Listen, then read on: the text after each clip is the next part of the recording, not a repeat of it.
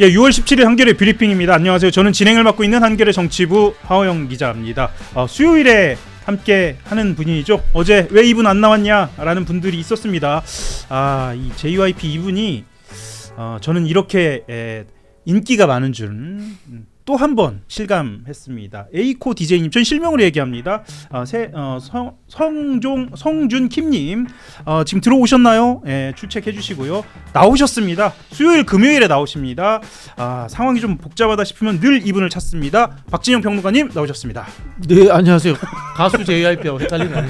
날 떠나지 마 이거니까. 예, 좋습니다. 다음 멘트 하는데 잠깐 머리가 멍해졌습니다. 동작 좋으신데요. 좋습니다. 다음은 한겨레 정치부에서 사실상 실세죠. 얼굴이 불그락불락 하는데요. 예, 이승준 기자 나오셨습니다. 네, 안녕하세요. 예. 오늘 좀 예민한 주제들이 좀 있어요. 청와대 관련된 이야기도 있고요. 잘 부탁드리겠습니다. 바로 들어가겠습니다. 어제 이야기가 좀 진행이 됐고요. 오늘 박지영 평론가님 나오시면 조금 더 이야기를 부탁한다는 채팅 여론이 있었고, 그래서 이 이야기를 조금 더 이어가고 오늘 현안 주제 들어가겠습니다. 그 대통령이 순방 중인데요. 공교롭게도 이번에도 대통령 순방 중에 민주당이 혼란스럽습니다. 굳이 다른 점이라고 한다면 순방 직후가 아니라 가기 전부터 벌어진 혼란이 지금도 계속되고 있습니다. 정치부 기자로 보면은 사실은 이런 상황은 굉장히 낯설고 드문데요. 뉴 노멀인 것 같기도 하고요. 전당대회 직전이라 불가피한가 싶기도 합니다.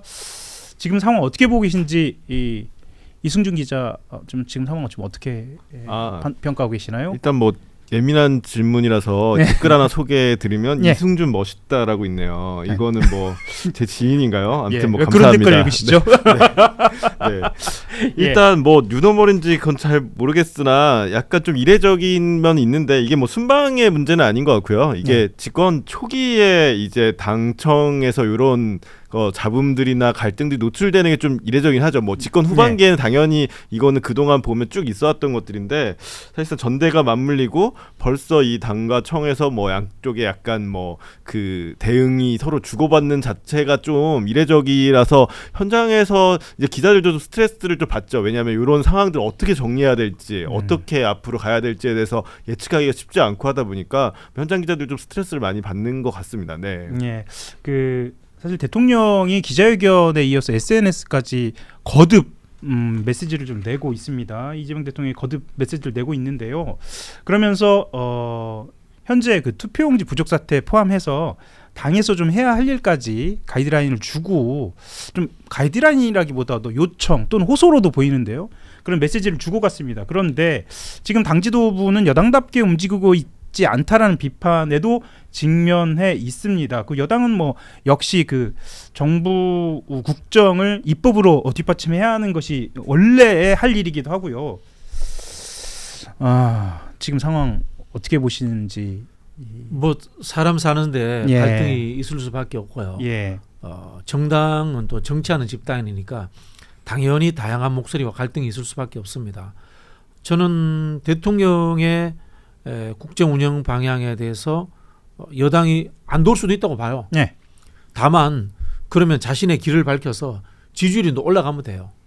인기 많으면 돼요. 근데 그게 안 되잖아요. 그러면은 누군가 한 사람은 방향 수정을 해야 된다라고 말씀을 드리고 싶어요. 그럼 뭐냐? 대통령이 국정 주도할 때 지지율 높고 좋았잖아요. 그렇지 않습니까? 그런데 당이 보안수사권 문제라든가 또는 합당 문제라든가 또는 지금에 와서 뜬금없이 또 1인 1표제 논란을 만들어내잖아요.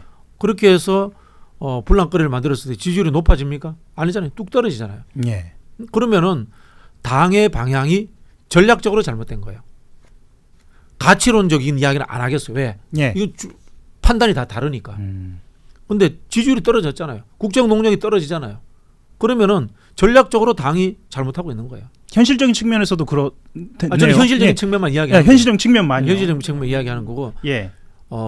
사무총장이 이런 이야기를 합니다. 부동산 정책이라든가 또는 뭐 국무총리의 당권 행보라든가 이런 것들이 지방선거의 패배의 요소다. 예. 그런 이야기를 하거든요. 뭐 100번 양보해서 인정할게요. 국무총리 이야기는 진짜 황당합니다만은 황당한 이야기 지적입니다만은 인정을 하겠습니다. 그렇더라도 책임은 총괄 감독인 당과 주연 배우인 후보들이 지는 거예요. 이 선거의 가장 큰 책임은 민주당 지도부와 정원호 서울시장 후보한테 있는 겁니다. 네. 그 사실은 이제 그 언론 환경이 좀 많이 바뀌기도 했습니다. 그럼에도 불구하고 사실은 언론의 일면에 무엇가 어떤 내용이 등장하느냐가 좀 주목이 되긴 하는데 오늘 한국일보를 보면 현재 상황을 내전이라고 표현도 합니다. 그러니까 지금 방금 말씀하신 대로라고 한다면 당이 당연히 따라가야 하고 지금 방향을 바꿔야 한다라는 말씀으로도 좀 들리는데 단순히 지금 전당대회에 앞서서 친청이라고 부르죠. 친정청래의 개와 친이재명계, 친명계의 범여권 지지층 이런 갈등 양상을 넘어서서 전통적인 지지층 그러니까 우리가 이제 흔히 이야기하는 아주 오래된 친노 친문이라고도 불리고 그 이전에 동교동계까지 포함하는 것 같습니다.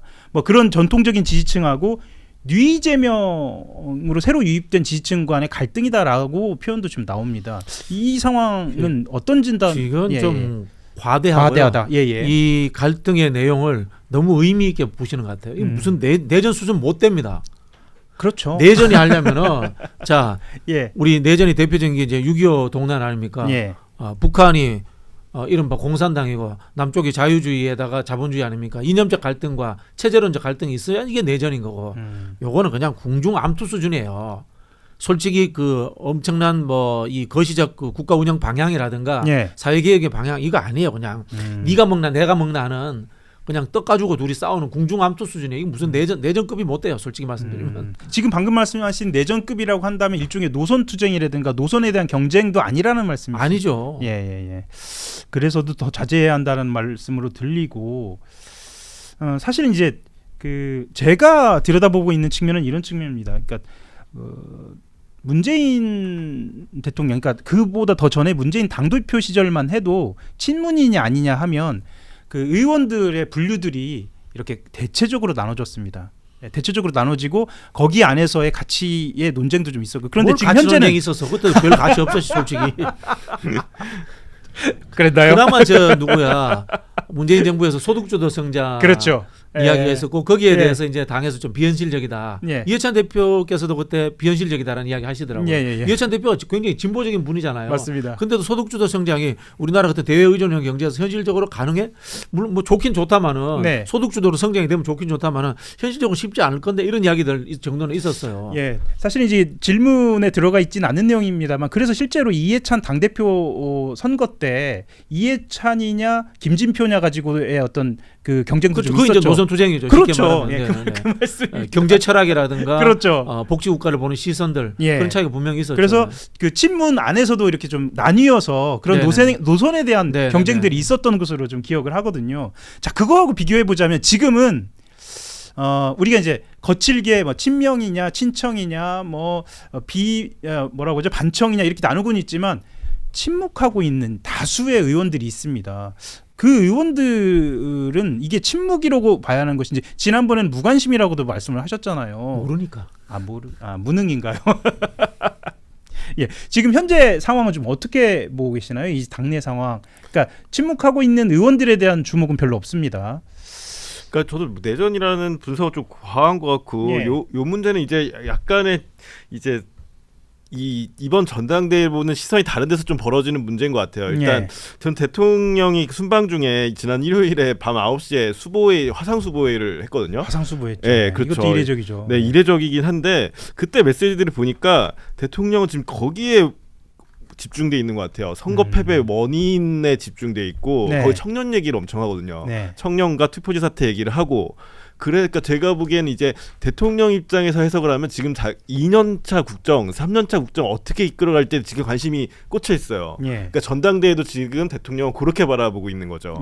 근데 지금 당에서는 그렇게 바라보고 있지는 않는 것 같죠. 이 싸움 자체가 예. 이게 차기 권력과 그 다음에 2년 뒤 공천 문제까지 연결되다 보니까 이제 의원들 침묵하는 의원들 같은 경우에는 뭐 모르는 것도 있을 거고 지금 먼저 상황 판단하기 좀 어려워 보이시는 것 같아요. 이 구도를 어떻게 해석해야 될지 뭐 예. 그런 것도 있지 않을까 저는 보이고요. 그러니까 좋게 표현하고 계시는 것 같은데. 네. 그 이제 네. 역으로 이런 부분도 있어요. 예. 저는 청와대도 지금은 이런 방향으로 갔으면 좋겠다라는 것만 이야기하지 말고 과정을 설명해 주세요. 예를 들자면 제 짐작입니다. 20, 30대 남성의 문제에서 20, 30대 전체의 문제로 확대되는 것 같고 그다음에 이 투표 관리 부실 문제가 공공의 그 참정권 문제와 예, 공정의 부정선거론자들이 겹치면서 이른바 구조화될 가능성이 있다. 즉 실제로 민주당은 여론조사에서 국민한테 지면 안 되는 인구 구조와 유권자 구조를 원래 가지고 있다고 봐요. 저는 이거 예. 2017년도 박근혜 탄핵 때부터 만들어진 거예요. 그 이후로요. 예, 만들어진 거고 그 네. 뒤에 선거에서 민주당이 한번 패배했다면 그건 그냥 민주당 잘못이지 국민 잘못이 아니에요. 그런 유권자 구조를 갖고 있는데 예. 이번에 20, 30대 남성뿐만이 아니라 여성들의 투표 성향 문제, 그다음에 그 투개표 부실 문제 이런 것들을 보니까 야, 20, 30대 전체가 민주당에 반대하는 쪽으로 구조화될 위험성도 있구나. 라고 저는 청와대에서 어떤 분석이 있었던 것 같아요. 제 짐작한. 예. 그죠? 그래서 네. 굉장한 위기의식을 느끼고 있는 것 같아요. 그래서 청년과 관련된 메시지가 계속 나오고 그렇죠. 있고요. 이게 그냥 여론조사가 떨어지는 게 선거 패배의 충격으로서 떨어지는 것이 아니라 예. 인구적으로 유권자 층위로서 구조화될 가능성이 있다는 두려움을 느끼고 있는 것 같아요. 예. 그렇기 때문에 대통령께서 외국 가서도 수보 회의를 하고 청년 문제에 대해서 지속적으로 이야기를 하고 애초에 우리가 대통령께서 지금 잠실에서 시위하고 있는 이 문제에 대해서 굉장히 긍정적으로 받아들이는 메시지를 낼 때 놀랐잖아요. 그죠? 예. 뜨아했잖아요. 그렇죠. 예. 우리 어떤 분들은 저기 주로 부정선거론자들이 있는데 대통령은 그걸 운동처럼 사회운동처럼 이야기해 주시네. 예. 이렇게 좀 받아들였잖아요. 그러니까 이유가 있는 것 같아. 제가 생각하는 이런 어떤 여론조사와 인구 그다음에 연령대별의 분석이 있었던 것 같아요. 요걸 의원들에게 설명을 해줘야 돼요. 설명을 해줘서 의원들이 움직이게 해야지. 지금 우리 위기니까 그냥 청와대 중심으로 갔으면 좋겠어. 당이 좀 양보해주면 안 돼. 이런 결론만 이야기하면 안 돼요. 이 말씀을 드리고 싶어요. 이건 또 소통의 문제이기도 하고 커뮤니케이션 소통을 문제. 하는데 예. 소통의 깊이의 문제와 구체성의 문제라고 봐요. 저는. 자연스럽게 이제 청와대와 당과의 어떤 교감이랄까요? 이런 문제로 좀 넘어갈 수 있는데 그 전에 추추님이 슈퍼챗을 보내주시면서 박진영 평론가님 너무 기다렸어요. 민주당 내부 너무 걱정됩니다. 잼통 선거과 대한민국 미래를 위해 평론해 주시고 방송에 자주 나와주셔서 민주당의 중심 잘 잡아주세요. 이렇게 슈퍼챗 보내주셨고요. 그 뒤로도 슈퍼챗 보내주신 분들 영훈님께서 솔직히 말해보자 하면서 정청래 대표에 대한 비판 아주 선 비판 주셨습니다. 여러분들이 지금 채팅창에서 토론 중이신데요. 제가 이제 진행을 하면서 실시간으로 좀 소개를 해드리고요. 방금 박진영 평론가가 또 날카롭게 지적을 해주신 문제, 메시지를 좀 구체적으로 던지고 그것이 받아들여질 수 있도록 더 설명해야 하는 것이 아니냐라는 설명도 주셨고요. 근데 저는 정치부 기자로 집권 1년 차를 보면 그런 설명 없이도 알아서 다들 이렇게 습득하는 이런 과정이 있었는데 확실히 요즘은 그런 것 같지는 않습니다. 아니 뭐 역으로 기자들 비판해 볼게요. 예. 한겨레 20일에 기획 기사 같은 거 쓸 수 있는 기자들이 얼마나 돼요 요즘? 요즘요 한겨레 일단 한겨레 20일 기자가 있고. 네네. 그러니까 예를 들자면 더 과거로 올라가 볼게요. 신동아라든가 월간조선에 30페이지 40페이지 정치 기획 기사 쓸 수 있는 기자 몇 명 돼요? 요즘은 또 그런 호흡이 아니기 때문에. 아니 그런 호흡이 아니잖아요. 지금 호흡 맞습니다. 자체가 빨라져가지고 이거 아닙니까? 그냥 헤드라인 얼마나 뽑을까 딱 수준이고. 그 솔직히 대한민국 법사위가 짤 생산장이잖아요. 쇼츠 생산장 아닙니까? 의원들이 종합적으로 이렇게 해가지고 기승전결로 이야기를 하시고, 네. 그 다음에 팀 플레이로서 같은 당 의원이 받쳐주고, 그렇게 쿵짝쿵짝 맞춰가는 이런 전략적 구조가 아니라, 야 이번에 내가 누구를 세게 공격할 거야. 그거 있잖아. 35초 정도 쇼츠로 만들어줘. 대한민국 법사위 쇼츠 생산장 아니에요? 그게 사실이죠. 현실입니다. 사실이잖아요. 예. 그 정치가 지금 그렇게 돼버린 거예요. 그래서 모두가 다 저도 그런 이야기입니다. 결론부터 이야기라고 쉽게 이야기합니다만은 네. 한 줄짜리 이 헤드라인만 던지고 거기에 대해서 동의해 안 해. 따라올래 말래. 이거 선택하는 구조 아닙니까? 네. 합당할래 말래. 저기 뭐야 보안 수사권이야 아니야. A야 B야. 이런 식으로 이게 전부 다 선동이에요. 선동. 그 안에 여러 결들이 있는데 그것에 대한 숙고하는 기회 없이 그렇게 갈라서 던진다. 뭐 이렇게 네. 지금 있잖아요. 어떤 분이 대한민국 그 정당의 당원의 주인이다. 주인 동원 체제잖아요 지금. 당원들한테 설명해 봤어요? 당원들한테 교육시켜 봤어요? 같이 토론해 봤어요? 아니잖아. 네. 1번 저기 뭐야 뭐 저도 멸칭하면서 껴. 문 뭐 땡땡땡땡땡. 2번 뭐 누누누누 무슨 파 어디 할래? 던지고 그냥 선택해. 이게 주인 모시는 태도예요. 주인을 그러니까요. 모시려면은 네. 밥상을 차려올 때 이건요 전라도에 어디에서 맛있는 쌀을 갖고 와가지고요 이렇게 밥을 저기 밥솥에 뚜껑을 반을 닫아서 장작불로 밥을 지었고요. 그 다음에 저기 뭐야 이 굴은 통영의 굴인데 이게 자연산 어떤 굴인데 여기 한 군데 5개밖에 안 나는 거라서 정말 맛있고요. 그 다음에 나물은 강원도 나물인데 강원도 나물이 어떻게 해서 이렇게 설명해서 주인이 맛있게 제대로 음미해서 먹을 수 있도록 밥상을 차려서 당원한테 갖다 줘야 될 게 아니에요.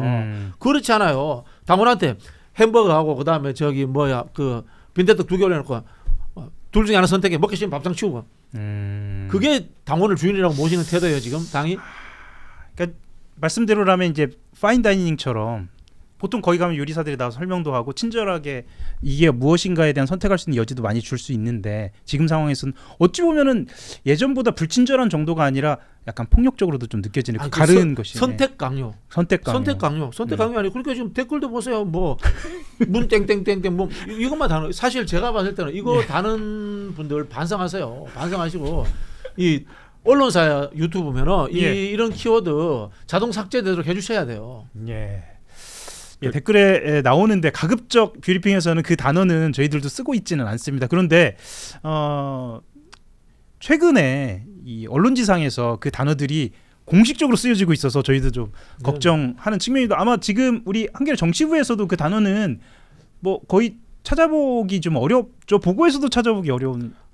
네, 저희가 그거 어쨌든 레거시미에 대해서 여러 비판도 있긴 한데 네네. 어쨌든 그 단어를 써야 된다고 생각하지는 않습니다. 그걸 쓰는 자체가 또 다른 갈라치가 될 수 있고 또 어쨌든 앞에서 계속 얘기가 이어졌지만 이 1인 1표제는 어쨌든 시대적 흐름에 저는 갈 수밖에 없는 제도라고 생각하는데 그거 자체로는 맞는 그렇죠. 거라고 모두가 공감을 하죠. 체제라고 말씀하셨는데 사실 지금 거의 인기 투표처럼 만들어버린 상황인 거잖아요. 그렇다면 이 당원들에게 권한과 책임을 주고 정치인은 그 권한과 책임을 주면서 우리를 이렇게 해서 선택해달라고 당은 이렇게 갈 거니까 같이 와달라 이런 뭐 과정들이 있어야 되는데 지금 그게 생략된 상태로 그 기전을 제시하고 그러니까 전당대회가 지금 그래서 1인 1표제가 그런 기전을 제시하고 당원들이 책임을 가지고 들어가는 체제가 아니라 약간 선택을 강요하고 인기 투표처럼 되는 거는 지금 문제가 있고 거기 와중에 그런 멸칭들이 나오는 상황인데 이게 제가 뭐 레거시 미디어가 좀 비판받아야 되고 그다음 반성도 많이 해야 되고 그렇죠. 그런 지점도 생각하고 있죠. 저는 사실 실패한 부분도 많다고 생각해요. 네. 근데 이제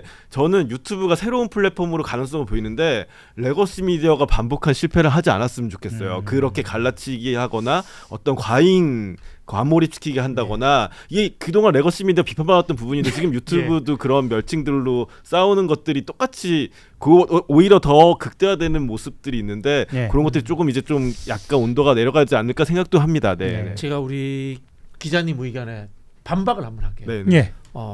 아까 내전 아니라고 했잖아요. 네. 인기 투표 안 해요. 증오 투표예요. 인기 투표면은 이재명 대통령과 별개의 자기 지지층과 자기 확장성을 가지고 있어야 인기가 있는 거예요. 지금 나오시는 후보들의 대다수가 이재명 대통령과 전통적으로 민주당이라고 하는 사람들의 지지층 외에 플러스 알파 자기가 가진 분은 없어요. 인기 투표 안 해요. 이거는 상대를 아까 얘기했던 문 뭐 해서 비난해서 그쪽이 싫으면 우리 쪽에 와 하는 지금 이거 증오 투표예요. 이거 심각한 거예요. 증오 투표. 역대 정치 한번 설명해 볼게요. 여러분들이 싫어하시는 분 제가 칭찬할 수도 있습니다만은 노무현 대통령이 대통령 당선될 때 노무현 대통령과 다른 인기 스타가 있었어. 유시민. 유시민 노무현 대통령과 다른 분명히 이미 그때 2002년도입니다. 인기였어요.